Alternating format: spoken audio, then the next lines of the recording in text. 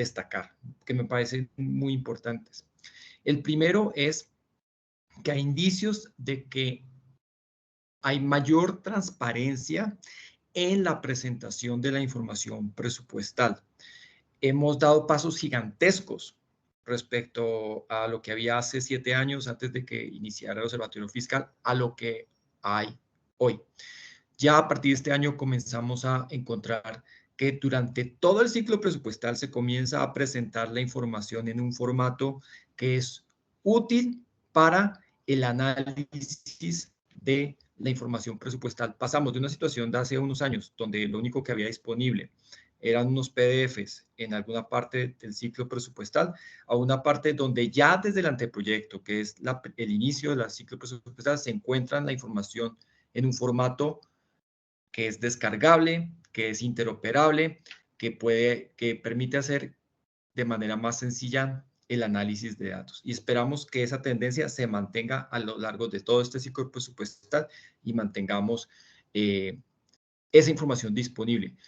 No solamente durante el anteproyecto, no solamente durante el proyecto, no solamente durante la ley, no solamente durante la ejecución, durante todo el ciclo presupuestal es importante que la información esté en un formato accesible, desagregado, interoperable. Y por lo que hemos visto en este anteproyecto, es un paso en esta primera dirección que queremos destacar. Así que quiero invitar a los medios de comunicación y al Congreso de la República que estén muy pendientes de toda esta información, porque por fin estas bases de datos están en un formato que es de fácil acceso para la ciudadanía, para los medios de comunicación y para el legislativo. Más importante para el legislativo, que son quienes tienen la responsabilidad de decidir cómo se van a asignar nuestros recursos públicos entre diferentes entidades, diferentes proyectos, diferentes prioridades.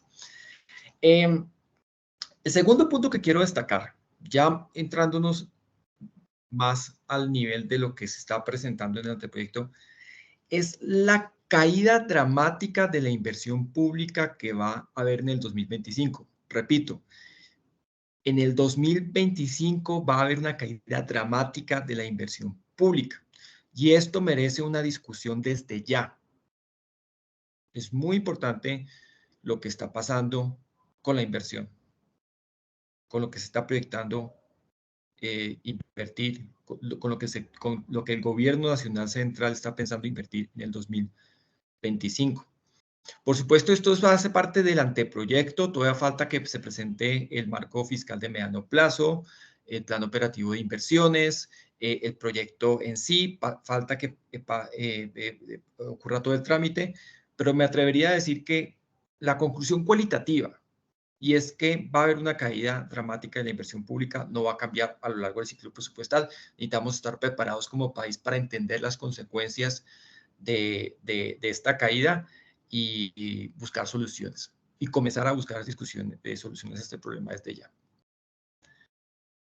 Bien, ese es el objetivo del informe que sacamos hoy. Lo pueden consultar en nuestra página web ofiscal.org.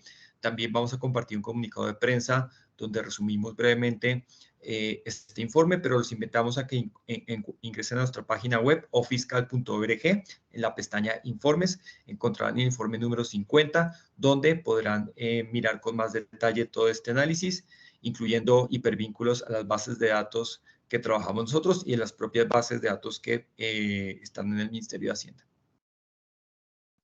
Entonces, ¿qué es lo que nos está contando el anteproyecto? Básicamente se está proyectando un presupuesto para 2025 de 527 billones. Recordemos que para 2024 fue de 503 billones, pero para hacer las cifras comparables hay que ajustarlas por inflación. ¿Cómo se llega a esta cifra? Pues vale la pena recordar que al inicio del año las entidades ya comienzan a armar en sus direcciones de planeación presupuestos para el 2025 y se la envían al Ministerio de Hacienda. El Ministerio de Hacienda las consolida y con ellas presenta este anteproyecto. Valga la pena resaltar, queremos insistir en que estos anteproyectos que cada entidad envía al Ministerio de Hacienda debería ser también de acceso público.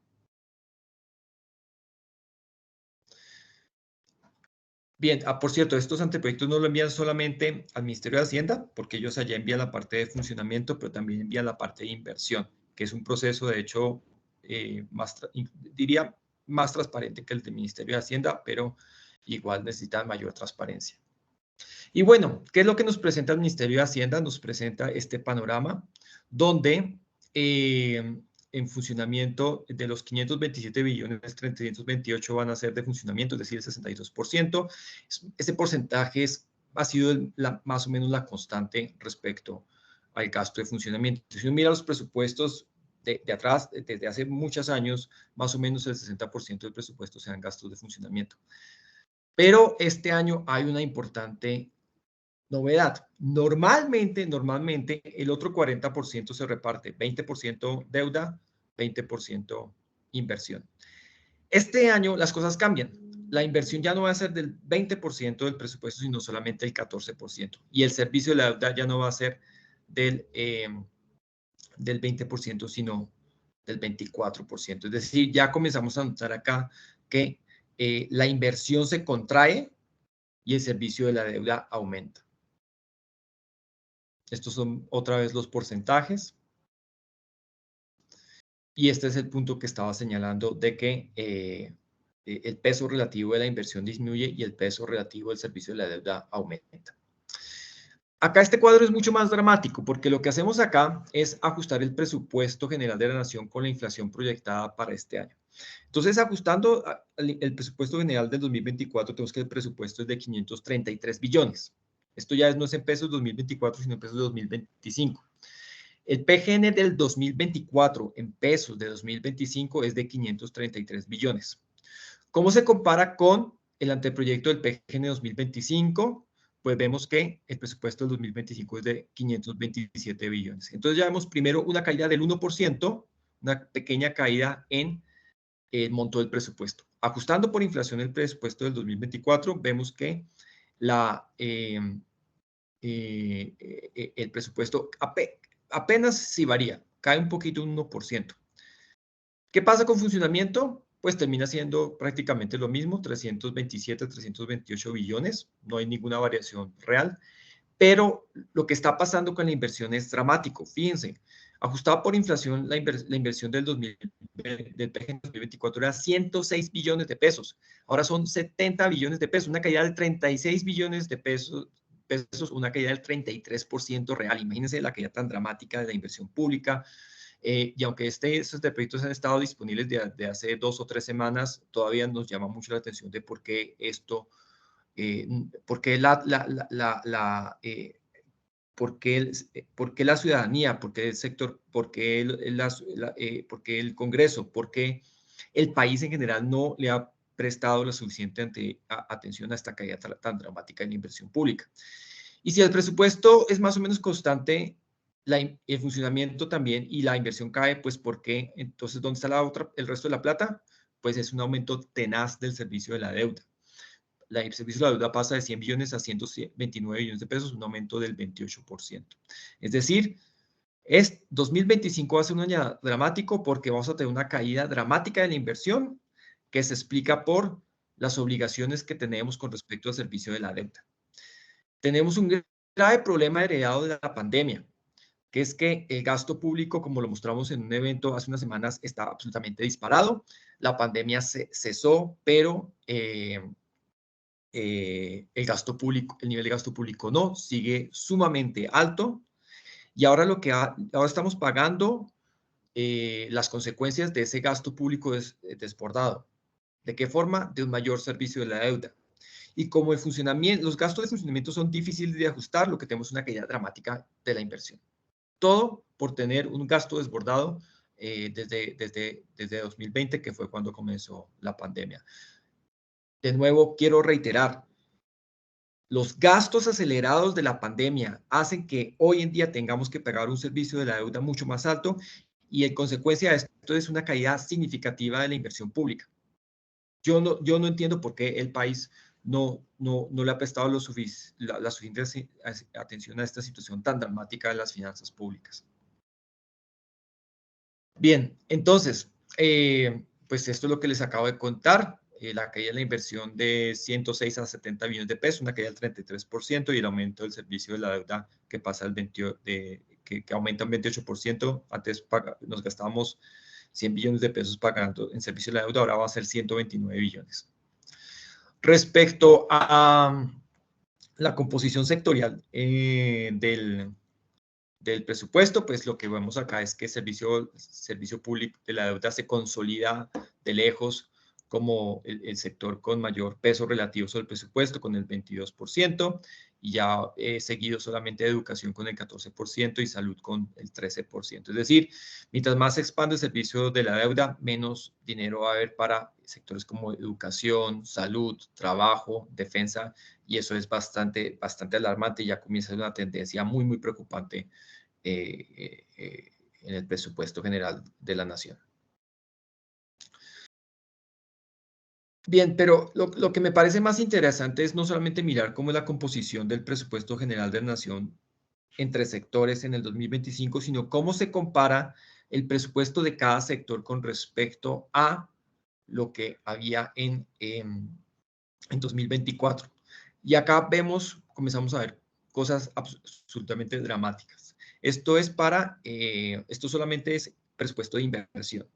Entonces, ¿qué pasa con la inversión en el sector de inclusión social y reconciliación? Caen 8 billones de pesos. Es el sector con más caída en términos absolutos, una caída del 61%. Repito, la inversión en inclusión social va a caer un 61% de materializarse lo que está en el anteproyecto del presupuesto general de la nación.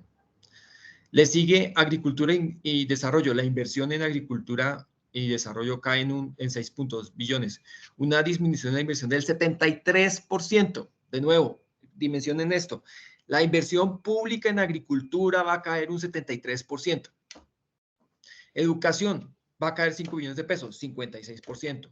Vivienda va a caer 3.4 billones, 54%. Comunicaciones, 2 billones, que es bien bajito, pero representa una caída del 60% respecto a la inversión del 2024. Transporte, 2 billones, 12%. Y así vemos, por ejemplo, que en muchos sectores cae dramáticamente la inversión.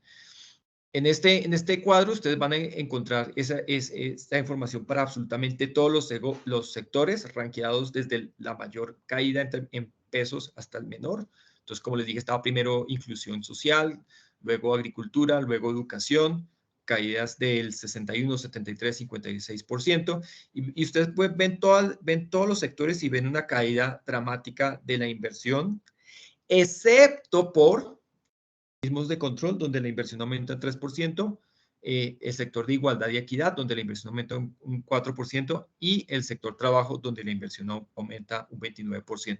Pero en total tenemos esa caída de 35 billones de pesos, que representa un 33% respecto a lo que había en el 2024.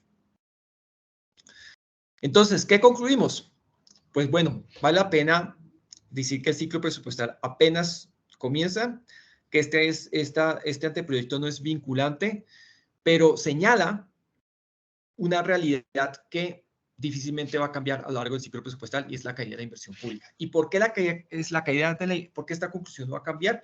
Porque claramente las proyecciones del servicio de la deuda hacen que tengamos que pagar más dinero en servicio de la deuda, y como nos es tan difícil ajustar los gastos de funcionamiento, entonces la única opción es recortar la inversión. En otras palabras, si queremos cumplir la regla fiscal, dado el mayor peso que tiene el servicio de la deuda, necesitamos recortar gasto público, y como el gasto de funcionamiento es tan inflexible, nos toca recortar la inversión.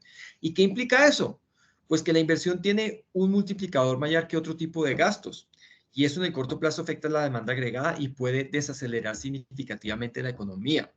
Y no solamente eso, si parte de esa inversión pública es formación bruta de capital, entonces de menos capital y por lo tanto menos posibilidades de crecimiento en el largo plazo. Fíjense lo dramático que es esto en términos de efectos macroeconómicos del corto y el largo plazo. Menos inversión pública implica menos demanda agregada, lo cual tiene efectos negativos sobre el crecimiento de corto plazo, pero también efectos de largo plazo en la medida en que hay menos formación bruta de capital público. Por favor, pensemos en eso. Finalmente, aunque es un detalle no menor, y hay una cosa que hay que aplaudir, y es el aumento de la transparencia de la presentación de la información presupuestal.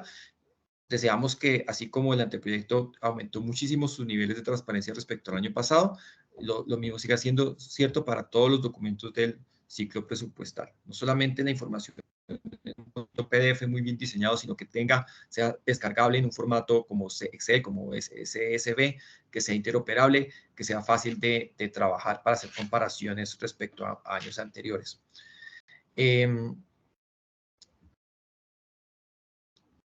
Por último, y relacionado con esto, les invitamos también a conocer nuestra herramienta Presupuesto en Perspectiva, PEPE, que ustedes la pueden encontrar en nuestra página web ofiscal.org en la pestaña Interactúa. Ahí encontrado mi hipervínculo para esta pestaña que permita ver no solamente el presupuesto del próximo año, el presupuesto de este año, sino también el presupuesto del año hasta 2013. Y eso les permite a ustedes, a los medios de comunicación, al legislativo, a la ciudadanía, tener una mejor perspectiva de cómo ha evolucionado el presupuesto. No solamente el agregado, sino también el de cada sector y también el de cada entidad.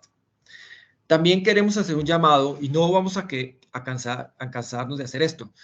El Congreso necesita de la Oficina de Asistencia Técnica Presupuestal. Las UTLs tienen 1000 cosas en las que estar pensando y necesitamos una oficina políticamente neutra que centralice toda la información, que tenga mayor incidencia sobre el Ministerio de Hacienda y sobre el Departamento Nacional de Planeación para que el legislativo pueda hacer mejores decisiones presupuestales. Esto no puede estar en manos de la Contraloría, que solamente puede hacer un control ex post. Esto no puede estar en manos del Comité Autónomo de la Regla Fiscal, que solamente mira la dimensión macroeconómica. Necesitamos una oficina técnica presupuestal para el Congreso. La ley ya está. Lo único que necesitamos es voluntad política por parte del Congreso para que comience a implementarse esto. Hay que, si el Ministerio de Hacienda ya giró los 2.000 millones de pesos para cubrir 9 puestos, que no es nada, pues entonces el Congreso no tiene excusa para no tener esta oficina arrancando. Y si el Ministerio de Hacienda no le ha girado la plata, el Congreso tiene que alzar su voz para exigirlo. Otra vez, otro ciclo presupuestal sin el apoyo de la Oficina de Asistencia Técnica Presupuestal. Sin esta oficina del Congreso, quien es verdaderamente quien debe estar mirando cómo se asignan los recursos públicos, no tiene la suficiente información para tomar mejores decisiones presupuestales y termina, como siempre, girándole un cheque en blanco al gobierno. Y estas son las conclusiones. La situación es sinceramente alarmante. Queremos llamar la atención al país sobre la caída de la inversión pública y tenemos que tener una discusión sobre cuáles son las consecuencias de eso, si existen alternativas, y muy bienvenidos a iniciar desde ya un debate sobre el presupuesto del 2025. Oliver, muchas gracias por tu intervención. Abrimos el espacio para preguntas. Si alguien tiene una pregunta puede alzar la mano y les voy dando la palabra. Ahí está Leonardo Fabio. Si quieres puedes abrir tu micrófono y puedes hacer la pregunta. Buenos días, director Leonardo Fabio Oliveros del diario La Opinión de Cúcuta. Tengo unas dudas. Primero, quería que usted me explicara a qué se refiere cuando habla de que crece el servicio de la deuda, ¿no? ¿A qué se refiere cuando habla de ese incremento? Y dos, esa poca inversión o esa reducción en inversión en sectores como agricultura, educación e inclusión social quiere decir que van a disminuir recursos para programas sociales, para programas que llegan a esas personas vulnerables. Gracias, Leonardo. Respecto a la primera pregunta, cuando hablamos de servicio de la deuda, hablamos de dos servicios de pagos, del pago de intereses sobre la deuda y las amortizaciones. Es decir, como toda deuda que uno tiene, cuando uno paga una deuda, pues uno paga una parte representa intereses y otra parte amortización. El servicio de la deuda incluye las dos cosas. Tenemos que pagar más intereses, pero también parte de la deuda se está venciendo y necesitamos pagarla. Eso es lo que está generando un aumento en lo que se denomina el pago del servicio de la deuda. Sencillamente es lo que nos toca pagar de deuda pública. Lo segundo, sí, efectivamente, recordemos que para cada sector hay dos tipos de gasto. El gasto de funcionamiento, que es, por ejemplo, tener un personal, las oficinas, la adquisición de bienes y servicios, y por otro lado está la inversión, que es, por ejemplo, bueno, si estamos hablando del sector vivienda, necesitamos construir casas. Si estamos hablando del sector transporte, necesitamos construir carreteras. Si estamos hablando del sector educación, necesitamos de construir colegios. Volviendo al ejemplo del sector de educación, Claramente hay un dinero que se mantiene constante, que es, por ejemplo, los salarios de los profesores, pero la construcción de escuela ya no es gasto de funcionamiento, sino es gasto de inversión, y esa va a ser la parte que va a ser más afectada. Por supuesto, existe un gran debate en el país sobre qué es verdaderamente gasto de funcionamiento y qué es verdaderamente gasto de inversión. Y algunas veces esa distinción no está clara, algunas veces incluso algunos gastos a veces aparecen en un año como gastos de funcionamiento y otro como gasto de inversión. Pero desde la perspectiva más global, aunque sabemos que no todos los gastos de inversión son efectivamente formación bruta de capital público, sí podemos la formación bruta de capital público, la construcción de escuelas, la construcción de carreteras, la construcción de hospitales, va a caer significativamente en el 2025 con todo lo que eso, con todas las consecuencias que eso lleva. Gracias, Leonardo, por tu intervención. Sigue Laura Becerra, periodista de Cambio. Hola Oliver, ¿cómo estás? Muchas gracias, Ana. Yo tengo una pregunta con relación al pago de servicio de deuda y las implicaciones que esto tiene. El gobierno ha planteado la posibilidad incluso de tratar de renegociar con el Fondo Monetario Internacional los intereses y los pagos que tenemos comprometidos para este año y el próximo. Y quisiera preguntarles, pues ustedes cómo ven esta propuesta y teniendo en cuenta la apropiación presupuestal que se tiene destinada para este rubro, qué se puede hacer, entendiendo también el impacto sobre la inversión. Gracias. Sí, efectivamente nuestra sospecha es que esa solicitud al FMI obedece precisamente a este punto. El gobierno se está dando cuenta, sabe que se está quedando sin plata para la inversión, y conectando con la primera pregunta de Leonardo, parte del pago del servicio de la deuda obedece al vencimiento de la deuda. Entonces, lo que busca hacer el gobierno es lo que se denomina hacer un rollover, que es tratar de pedir más plata prestada o pedir que los vencimientos se alarguen para que haya más disponibilidad de recursos para la inversión pública. Ahora bien, sin ese rollover o sin ese aplazamiento de los vencimientos, pues la caída de la inversión va a ser inevitable si no se ajustan los gastos de funcionamiento y si se quiere cumplir con la regla fiscal. Entonces, nosotros sospechamos que esa solicitud al FMI sí tiene que ver con este punto, y es una forma de que si el FMI accede, amortiguar la caída de la inversión pública. Muchas gracias, Laura. Sigue una pregunta de la UTL del representante Modesto Aguilera. Buenos días, muchas gracias. Mi nombre es Osvaldo, soy miembro de la UTL de Modesto Aguilera. Gracias por el espacio. Tenía una pregunta que era relacionada con el tema de la inflación. Si bien el tema comentaba que el tema de la inversión cae dramáticamente, lo cual impacta negativamente al crecimiento económico. Entonces, quería pensar, o sea, como, ¿qué tal que no todo sea oscuro? ¿Cómo se vería afectado el tema de la inflación? Y también otra pregunta que es, ¿qué sería más importante? ¿Combatir la inflación o el crecimiento económico producto de una baja inversión que va a ser posiblemente sea poco con estas proyecciones? Gracias. La pregunta es un poco técnica, pero yo creo que la aceleración o la deceleración de la inflación no es buena o mala per se. Todo depende más o menos si la economía está recalentada o si la economía está deprimida, o en términos de economistas, si el Producto Interno Bruto está por encima de su potencial o por debajo de su potencial. Y con la desaceleración significativa, si estuviéramos en una economía recalentada, es decir, con un PIB por encima de su potencial, pues claramente desearíamos una caída de demanda agregada para que no haya aumentos significativos de la inflación. Pero con una economía desacelerada y con un PIB por debajo de su potencial, lo que queremos no es bajar la demanda agregada para bajar la inflación, sino al contrario, necesitamos aumentar la demanda agregada.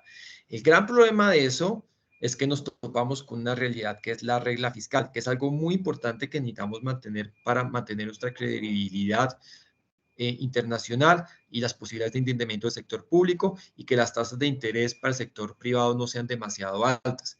Entonces queremos cumplir la regla fiscal, pero eso implica un menor nivel de gasto, lo cual deprime la demanda agregada y hace que naturalmente se contraiga la inflación, lo cual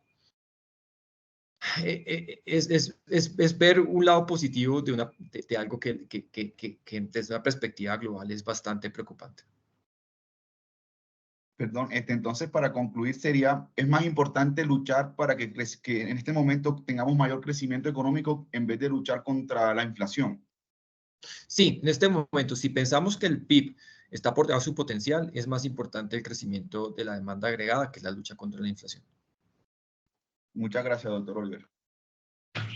Gracias, Osvaldo. Mientras haya alguna otra persona que tenga una pregunta, llega una pregunta también por interno de Alejandra García de Bucaramanga y pregunta qué efectos tendría en la economía la caída de la inversión. Pues básicamente tenemos esos dos efectos, de corto plazo y largo plazo. De corto plazo, la caída de la demanda agregada y la desaceleración de la economía. De largo, o sea, una caída de crecimiento económico en el corto plazo, y de largo plazo en la medida en que hay menos colegios, menos hospitales, menos carreteras, es decir, menos capital público, pues también una caída del crecimiento de largo plazo. Serían principalmente los dos efectos. ¿Quiere decir esto que al aumentar la inversión pública como de lugar? Pues ojalá fuera posible, pero para eso habría que recortar otros gastos y el país está en mora de discutir cómo buscar recortes de gastos de funcionamiento y no siempre que sea la inversión la que sufra cuando haya necesidad de hacer un ajuste fiscal. Gracias. Y José González de Barranquilla también pregunta por qué cree que los recortes se ven en el presupuesto de inversión, pero en funcionamiento se mantiene igual. Efectivamente, lo que estamos notando es una gran discusión alrededor de los gastos de funcionamiento. ¿Qué tan inflexibles son? Y al interior del Observatorio Fiscal tenemos un debate muy grande sobre la inflexibilidad de los gastos de funcionamiento. Y algunos que pensamos que estas inflexibilidades se deben más a la opacidad que a alguna restricción de tipo legal o constitucional. Porque normalmente lo que pasa es que cada entidad dice, por ejemplo, que requiere, por decir cualquier cosa, 1 billón de pesos para la adquisición de bienes y servicios. Y al Ministerio de Hacienda le cuesta mucho trabajo saber si efectivamente necesitan esa plata para eso o no. Lo único que hace el Ministerio de Hacienda es mirar cuánto fue el gasto en bienes y servicios del año anterior y si el aumento no es muy significativo, pues entonces lo aprueba. Pero a lo largo de todo el ciclo presupuestario hay mucha opacidad y le cuesta mucho trabajo al Ministerio de Hacienda y a la ciudadanía en general contra ese tipo de gastos porque no existe la suficiente información. Y es un debate muy importante que tenemos que dar en el país respecto a si necesitamos o no cambiar el Estatuto Orgánico de Presupuesto, porque desde el Observatorio Fiscal creemos que esa opacidad viene desde la ley misma. Leyes, y digo no la ley, las leyes, porque el Estatuto Orgánico del Presupuesto son unas leyes, algunas de las cuales preceden incluso a la Constitución del 91. Ya es hora de que el país discuta un nuevo Estatuto Orgánico del Presupuesto. Bueno, muchas gracias, Oliver, y muchas gracias a todos los participantes. Creo que no hay más preguntas por el momento. En un momento a todos les envío los insumos, el comunicado de prensa, el link al informe y el video de YouTube. Muchas gracias por participar y por atender este llamado. Gracias a todos. Teníamos otra pregunta, no sé, José Mauricio Salazar. Oliver, buenos días. Ana María, buenos días. Pues pregunta endógena, pero pues de Observatorio Fiscal. Pero solo me surgió, ¿será que esta película se parece, digamos, a un hogar que gastó mucha plata y luego le queda poco para invertir? Y a lo que voy es justamente desde Observatorio Fiscal. Veníamos diciendo que el gasto de funcionamiento había crecido mucho, quizás creció mucho más de la capacidad justamente de recaudo que tenemos como país. Y ahorita nos vemos casi que forzados a bajar la inversión. Entonces, pues quería preguntar si hay evidencia para que uno pueda concluir esto, ¿no? Es decir, como Estado pasamos de alto esta discusión, gastamos más de lo que pudimos y estamos llegando en pospandemia, 4 años después a 2025 y nos toca forzosamente bajar la inversión que a largo plazo nos va a costar mucho. Entonces, pues quería hacer esa pregunta. ¿Hay evidencia para concluir esto? Sí, sin duda, sin duda. El presupuesto ha venido aumentando a ritmos del 9% anual y la economía difícilmente crece al 3%. Entonces, con esa brecha de 5 puntos porcentuales donde el presupuesto crece más rápido que la economía, pues tarde o temprano esto nos va a pasar factura. Nos está pasando factura, es exactamente el punto. Y no solamente nos está pasando factura en el 2025, sino que esto va a terminar va a pasar por varios años. Repito, esta problemática no es una problemática del 2025. Los vencimientos de deuda y el pago de intereses van a seguir en 2026, 2027, 2028. Esto va a ser un problema de mediano plazo, que no se va a acabar con este gobierno, sino que va a seguir con el siguiente. Gracias. Creo que Osvaldo de la UTL de Modesto Aguilera tiene una pregunta otra vez. Sí, muchas gracias. A mí me quedó, la pregunta va relacionada con el componente de funcionamiento que comentaba el doctor Oliver, que es inflexible. A mí me quedó sonando este tema, porque si bien entiendo que el gasto de funcionamiento incluye rubros como la adquisición de bienes y servicios y otro tipo de cosas, siempre he visto este componente como un componente burocrático.